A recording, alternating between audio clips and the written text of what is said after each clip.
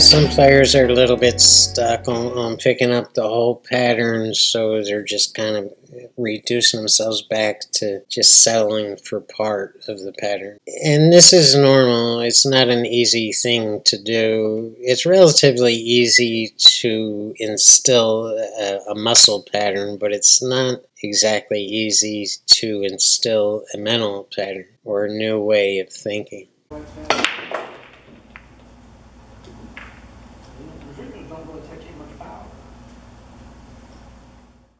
A player's primary objective when they're coming to the table, whether they broke themselves or their opponent broke, is do I have a shot on the one ball? And their secondary focus will be, are there any balls tied up or are there any major problems on the table? And these are the right thoughts, but if you really want to up the game, your next focus should be on the entire pattern for all 9 balls. But at this point, they'll plan the 2 ball. They'll know where they want to get to on the 2 and what pocket they want to shoot on to get to the 3. And most will stop right there and just start shooting. And a less amount of people will push it to the 4 ball, so they'll plan the 1, 2, 3, and the 4 ball. But they too will stop right there and go ahead and start shooting. And this would be a great time to implement the 7-4 strategy, which I outlined and I went over in a recent video. I'll link it to it down in the description if you didn't see it. Now, if you're tempted to ask the question, well, how can I plan the whole thing if I don't know what the cue ball is going to do? Oh, God. Come on, guys. You're supposed to be advanced players. You're supposed to know or at least have some kind of idea what the cue ball is going to do. So I'm not going to address that question because we're going to be here all damn day and night long if I start addressing it. And another equally bad question is, how can I plan the whole thing if I don't know if I'm going to screw it up? And we're not going to think like that. Okay, that's way too negative. You have to get those thoughts out of your mind. You have to at least think you know what you're doing. You're not going to screw it up. That's such a horrible negative thought. You can't. You're not going to ever be a good pool player until you stop thinking like that. And the whole point of this whole video is to convince yourself that you're not going to screw it up. So it's like programming a computer. You sit there for 3 weeks programming something, then you click enter, and you watch the computer do what you programmed it to do. So now your brain, which is nothing but a computer, is programmed, and now we're just waiting on your body to get down and do it. So you never have to think about it again. So if there's any newer players out there and you're getting discouraged listening to me ramble, you can still follow along here and you can still practice when I'm teaching. So in these cases where you don't know what the cue ball is going to do, the best thing you can do is take your best guess. And when the cue ball doesn't do what you thought it would do, then set the shot back up and keep on practicing that shot until the cue ball is doing what you thought it was going to do. And at that point, you will have greatly improved your pool game virtually overnight.